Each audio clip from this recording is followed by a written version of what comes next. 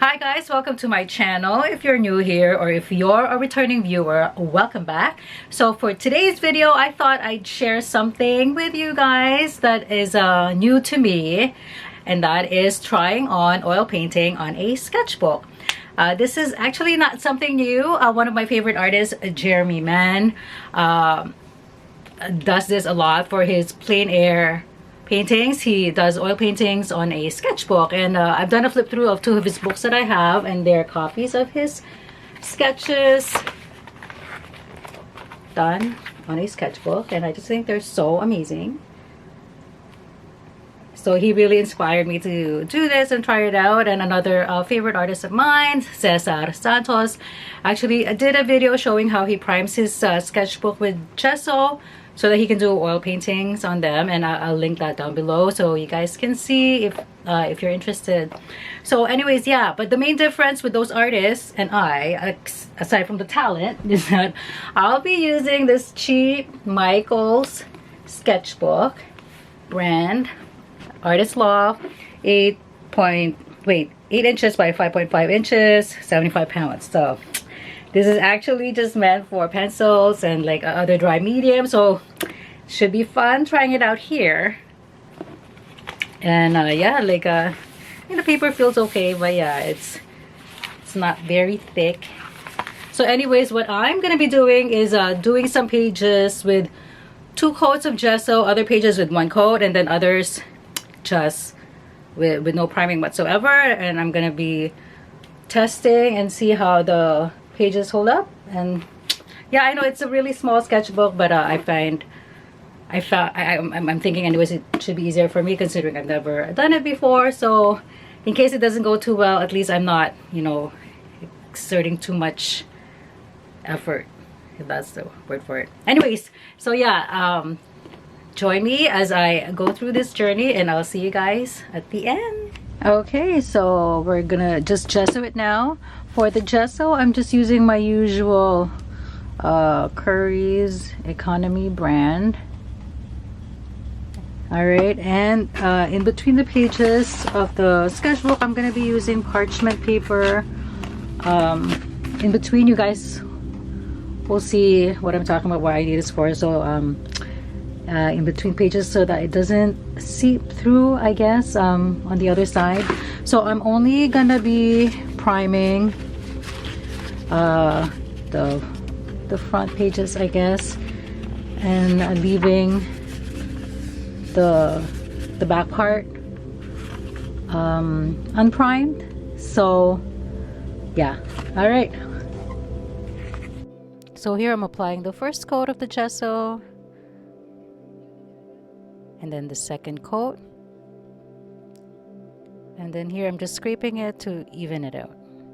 Here I am now showing the paints I'm using. So I'm using the walnut gal kid to make the paints dry faster, and those are the 6 paints that I'm using. It's just basically a color wheel that I'm doing, and I decided to use a tube for each color just because I wanted the color wheel to be high chroma, so I didn't want to be mixing the paints. So I did the 3 primary colors and then the 3 secondary colors, all straight from the tube, with a bit of the walnut gal kid medium.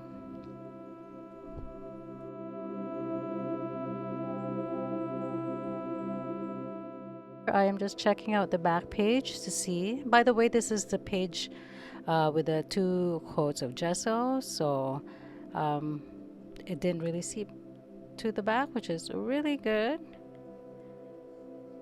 And yeah, just checking it out. And then now I'm just doing the background with the leftover paints from my palette.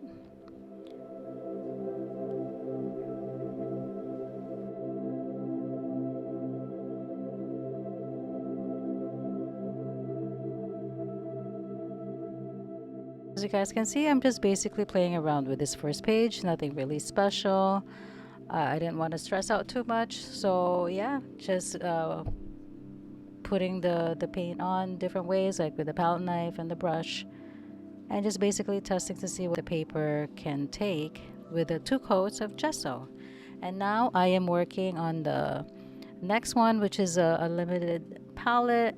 And this one, as you guys can see, I'm just showing the paints, which are the four paints from the Zorn palette.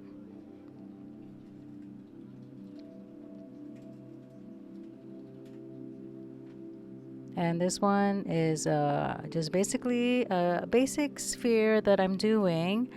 What I ended up doing here, aside from using the 4 paints from the Zorn palette, which I actually did not mention, they were ivory black, yellow ochre, cadmium red light, and white, titanium white. So, but I did, as you guys will see here later, I ended up adding a terre verte, which is a really very transparent green, to add to the background, just because I really wanted it to be a bit different than the actual sphere would be like. So as you guys will see here, this is where the green tint is coming from.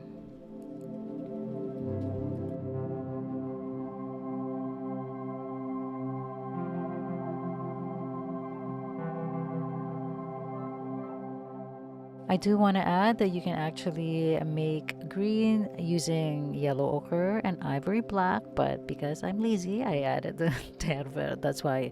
But yeah, it's you can actually make a green, like I said, using those 2 paints.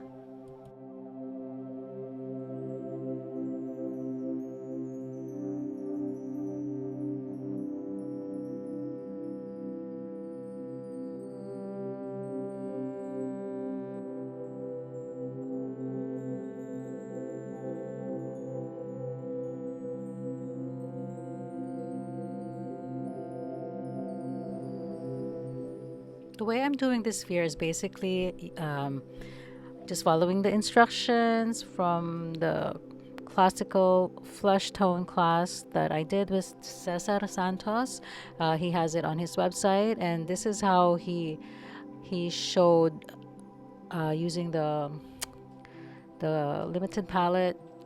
He did a sphere with a flesh tone that's fairly light and a flesh tone that's fairly dark. So basically, I just redid it again on this sketchbook, but I did the light flesh tone. And the way the sphere was done, it's with he calls it a crest light, which is a light coming from above.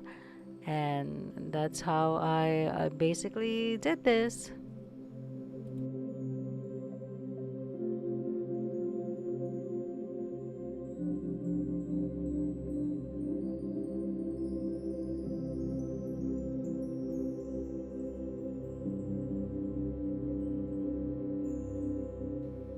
The paper with because this now is using the sheet with a 1 coat of gesso. Honestly, it feels the same as having as working on the as working on the page with the 2 coats of gesso. Sorry, that's what I was trying to say. So in terms of how the paper felt, and I think I will show later on, there's also no bleed at the back, which is really good. But yeah, but basically the paper is really smooth though, because I did scrape the gesso to make the pages smoother. So I guess I don't even really have to do that if I wanted some texture on the paper. So yeah, and here I'm just blending the brush strokes away.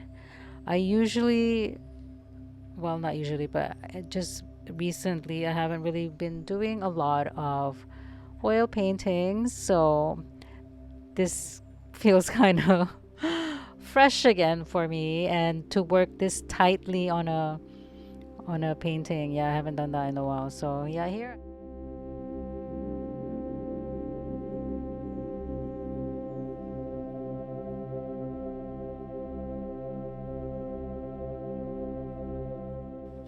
And now here I'm working on a page with no gesso.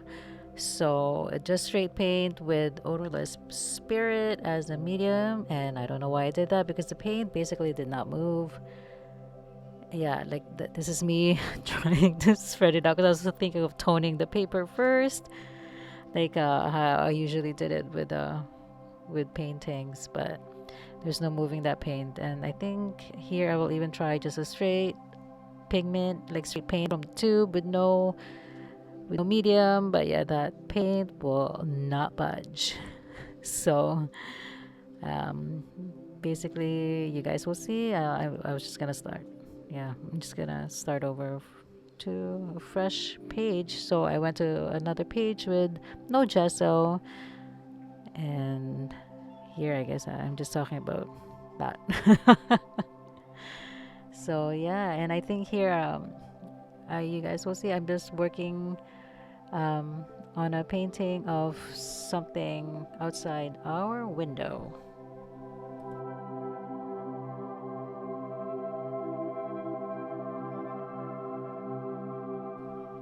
And then here I'm just doing a super basic sketch just to kind of work out the composition of the painting. And this painting, as you guys will see later on, it's just really something like those bushes outside our window. And let me tell you now, even though I feel like I've been painting for a while, but the thing is, I've been doing a lot of master studies in copy. So painting something in real life, I find, is always still a bit of a challenge. I always feel like I'm starting over, in terms of just doing the composition and doing the mixture for the colors. But anyways, this one I didn't really want to sweat it out too much because I'm almost kind of trying to mimic the style of Jeremy Mann and how he does his plein air paintings on his sketchbooks, like really loose and very expressive, very impressionistic. But I don't think I really succeeded because I don't know. Yeah, I think I've just been um, not doing enough oil paintings lately. That again, yeah, like for me, it always seems like a struggle. Um, if it's something I haven't done, even just for like a few weeks, and oil paintings, my God, I haven't done that in like a few months since the last time I did it. So, but like I said, because this is just in a sketchbook, and I really just kind of wanted to have fun with it. So it turned out to be really very abstract in a sense. But it's okay. Yeah, like I said, it's not the best, but I just really kind of wanted to try it anyway. And yeah, I'll be quiet here now. All right.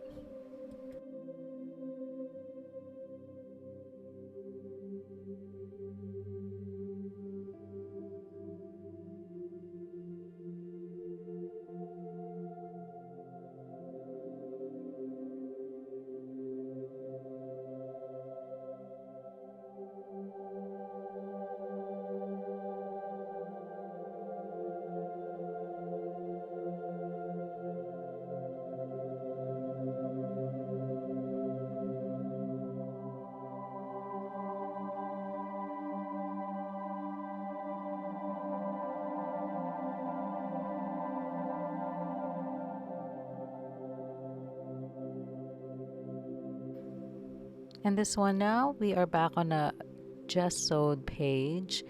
And this one is a sky study. I think here I'm using a picture my daughter took of a sunset that we saw while I was driving and my youngest was with me. So she took the picture for me. And I just really like the juxtaposition of the orange clouds with the purple. I will insert the picture here now so you guys will see what I'm talking about. I've just really always loved that color combination. So that's why I wanted to kind of just do a study of it on this page. And you guys will see it's not exactly the same as the picture. It's more of the color study really that I'm after on this one.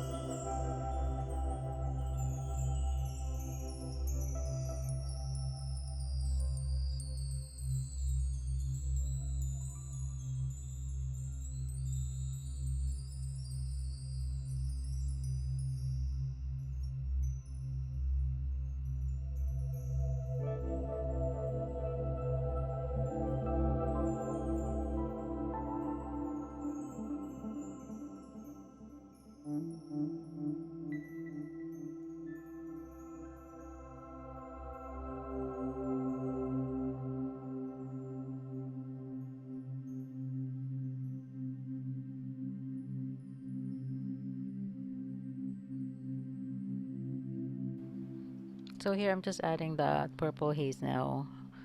And someone asked me before why I wear gloves while I'm painting. It's because I am a really a messy painter, as you guys will see or can see. Yeah, I get paint all over me, so now I can't even paint without an apron, or else it'll just be all over my clothes, and I've ruined so many pants and shirts doing so. So yeah, now I wear an apron and the ever-present gloves.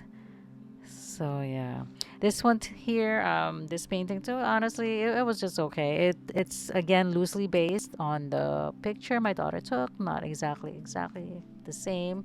I just really wanted the colors together on a on this page. So the orange and purple, like I said, I've always really loved that color combo. So yeah, here we go now.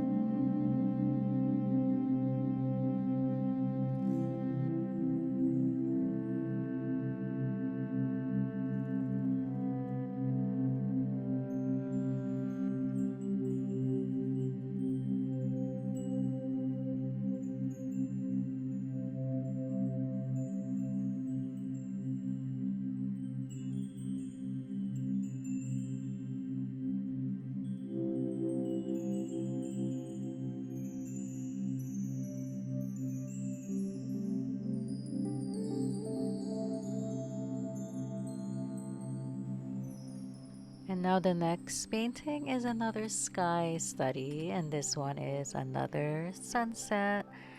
But this one is not even based on a picture or anything. I think yeah, it's just basically another color study. So I just wanted this time to just basically concentrate on reds and oranges. So for the paints, I ended up using aside from white, alizarin crimson, cadmium orange, and cadmium yellow light, I think. And then for the shadow, I ended up using cobalt blue with a bit of the alizarin crimson. Okay, so yeah, I'll just leave you guys here to watch what I am doing.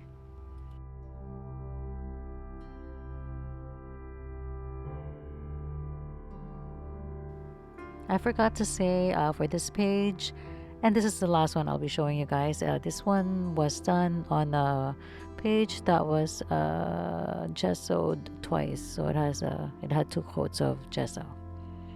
And yeah, so in the end, I'll tell you guys basically the conclusion of this experiment.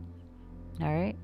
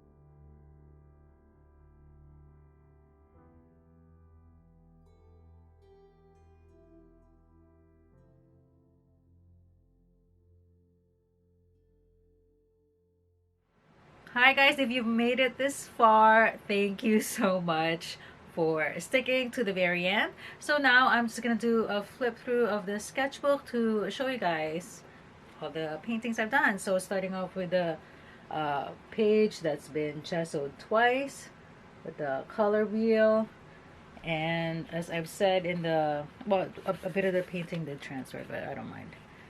And it's still actually a bit wet, I think, so I'm not gonna touch it. But yeah, very almost nothing in terms of the bleed through on the back page, which is good. That one right there, that's just paint that did bleed through because there was a hole, I think, when I tore off that part. Anyways, and this is the one with the one coat of gesso, the basic sphere using the Zorn palette with the terre. And then this is that mistake with the no gesso. And you know what, maybe I'll do it chronologically. And then the next one will be the one without the gesso, the abstract. Oh my god, if I can find it, what is happening here? The one I did just by our window. And then the next one I did is this one with a one coat of gesso on this page, and that's the sky study with the orange and purple. And then the last one here, which is the sunset, just a color study again, and this one is with two coats of gesso. So yeah, all in all, I'm actually quite happy with my experience testing out the sketchbook. What I'm going to be doing now moving forward is that, oh my god, why am I out of breath? Is that I'm going to be doing just one coat of gesso on the pages because I feel like it's I got the same experience with the two coats of gesso and the one coat of gesso, and I find just not only to save gesso but to also save time, I'm just gonna be doing the one coat. Yeah, and the good thing with having this is that because it's cheap and small, I can carry the sketchbook around, and hopefully that will push me to do more oil paintings, even just on a tiny sketchbook like this, because I find that's always been what I use as an excuse. Even though I've been drawing every day, the painting did take a step back in terms of my art practice, just because my studio is in the basement, and you know, like with the whole setup and stuff like that, it takes me longer than just to do the drawing. So with this, I hope, you know, I can just have a bag of limited palette paints with me and just go out whenever I can. And because the sketchbook is cheap and small, like I said, you know, I'll be able to carry it around a bit more because it's more portable. So yeah, anyways, all in all, it's a good experience. I highly recommend if you haven't done it, but maybe try a more expensive sketchbook, and even like a watercolor sketchbook, I guess, would be better because it'll be thicker paper. But anyways, with me, I'll be sticking to this. So okay, that is it. Thank you so much. Like I said before, if you made it this far, and if you have any questions, please feel free to comment down below. Don't forget to like and subscribe. Bye guys.